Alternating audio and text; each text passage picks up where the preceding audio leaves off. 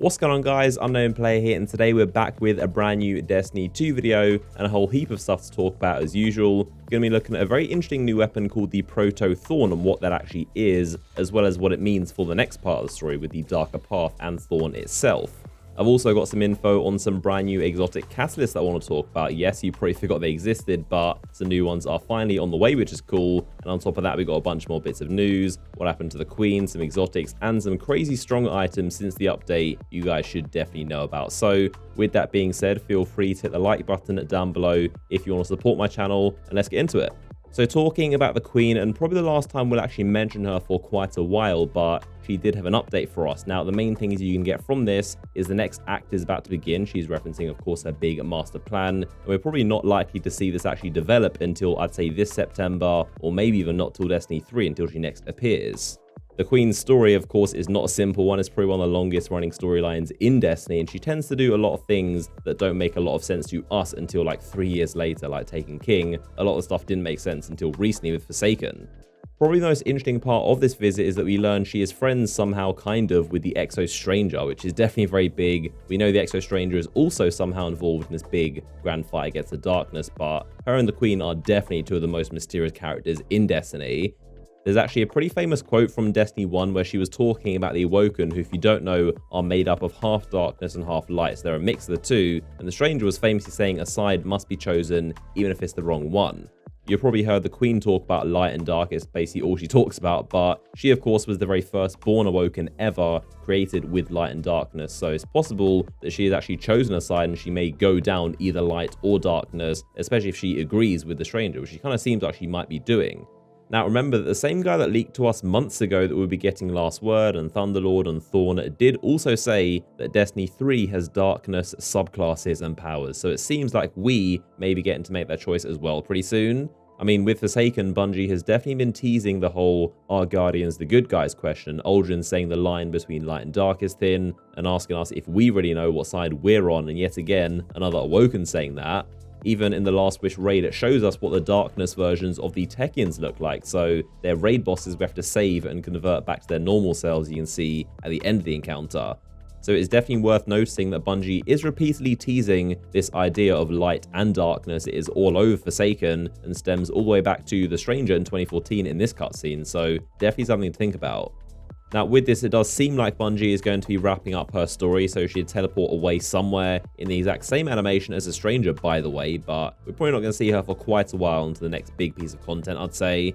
The Curse on the Dreaming City, of course, is another thing that is not finished, but Petra did mention getting close to trying to beat it soon, so maybe it's going to happen. I think us breaking the Curse is probably going to cause Savathun to finally attack us, but I would basically consider a giant pause button on the Dreaming City right now. Probably not much is going to happen for a while, but when it does, I would imagine a lot's going to kick off. So until then, we can just speculate what this all means, but as always, comment down below with your thoughts on this stuff.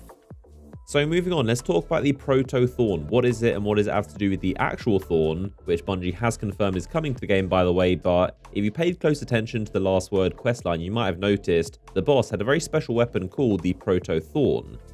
Bungie even deliberately made sure to type out his name in the top there so it shows as Proto Thorn, but a bit of backstory, this guy essentially is a Hive gunsmith, so he makes weapons for the Hive, including weapons of sorrow, the most famous one, of course, being Thorn. So him being a weaponsmith, it does make sense that he would be trying to recreate a version of Thorn. Now, he didn't create the original Thorn itself, but he does actually have a relation to the original personal thing that did. That would be Zyor the Unwed. So this was a wizard from Destiny 1. She corrupted what was just a guardian called Rizal Azir, who then became Dredgenyor, and that was how Thorn was actually made. So she had a part to play in its creation, the weapon. And now this guy, her would-be husband, I guess, if we didn't kill her in Destiny 1, is trying to recreate the weapon she initially made a while ago. So it makes sense. We don't know if the weapon he was making would be the same original Thorn or maybe something different. This proto version seems like it could be like a scout rifle or something, definitely a bigger version, but it is safe to say the Hive have successfully made another weapon of sorrow with this thing. The Drifter is apparently fascinated by the Proto Thorn we found. He said he's going to look into it and then let us know what he uncovers about the weapon, but I'm guessing that's going to be next season. Either way, that's going to develop into something else, I'm sure. We also have quest steps that are telling us that someone or something is killing Guardians with a weapon that shoots Thorn spike bullets. So you can see the thing next to the Titan helmet. And then there's this teaser trailer. And again, the same Thorn spike bullets being used to shoot at a Guardian. So either way, the Thorn is back in town. This next season is going to have 2 exotic weapons, one free for all players and one for the annual pass. But what if one of them is Thorn and the second is a Proto Thorn? Who knows? But do let me know what you guys think down below in the comments.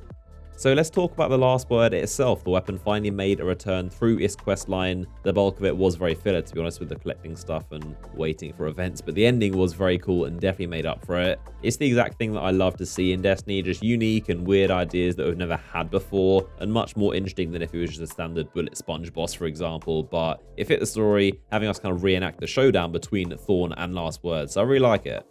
Now, in terms of the weapon itself, it also seems to live up to its name quite well. It's definitely one of the best weapons in Crucible right now. It's very, very powerful while not being just overpowered or on the same level as Not Forgotten or Luna's Howl.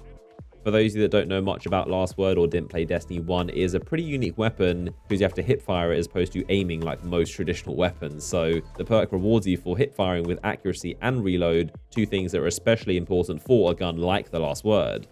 Obviously, you can aim down sights if someone's one shot or far away, but the game is trying to get you to hip fire and not aim. That's why the recoil is so high as well, to kind of deter you from doing that. Definitely a unique weapon. So far, I definitely like how it fits into Crucible, but let me know if you guys have one and what you think of it so far as well.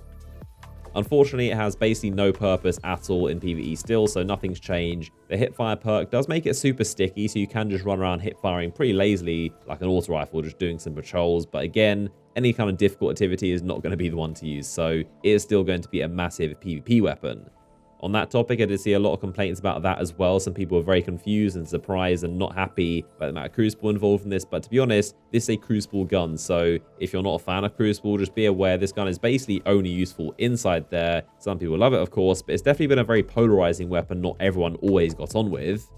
There is also an ornament for this weapon, which is definitely very easy to miss. But for the first time, this is only available inside the Prismatic Matrix instead of having to buy it for 700 silver. I think besides the RNG element, this is probably more of a good thing than bad because this lets you earn it in-game for basically free because facets are super easy to get. I think the reason for this is probably because the Last Word was part of the annual pass, which you already pay for, unlike the Whisper and Thunderlord, which were free. So that's how it's working now, but later Bungie are going to put it into the Bright Engram pool.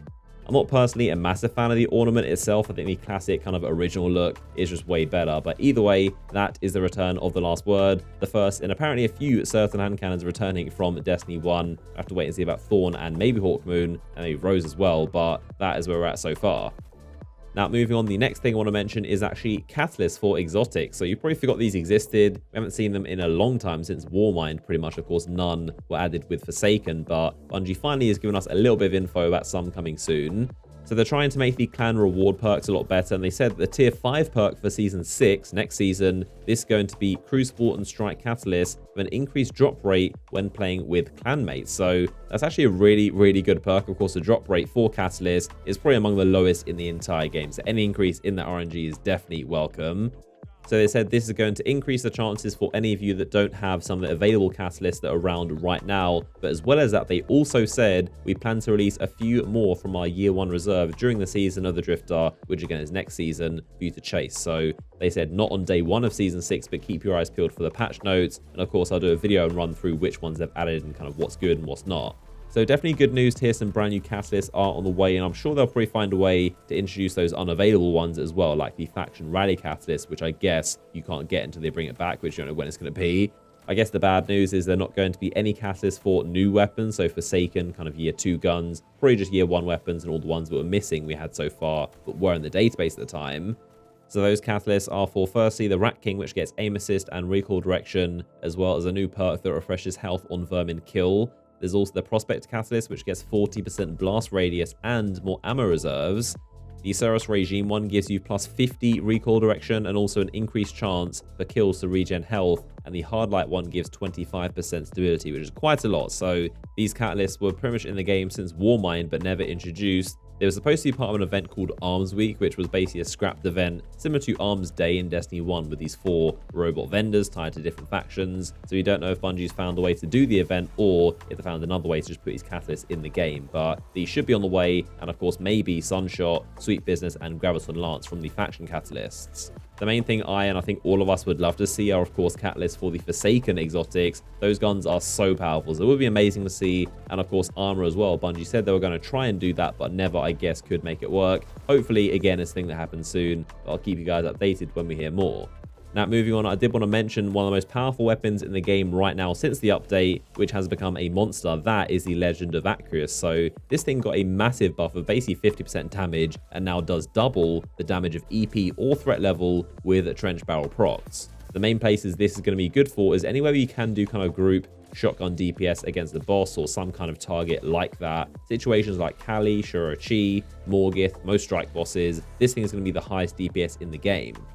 So that's going to do it for today's video. Of course, if you liked it and don't want to miss out on my next upload, make sure you are subscribed to this channel. Also hitting the bell next to where it says subscribe is going to give you a notification the second my new videos are live. So other than that, like ratings are much appreciated. If you enjoyed the video, clicking on this thumbnail will take you to another video of mine. But as always, I appreciate you guys for watching, and I'll see you all in the next one.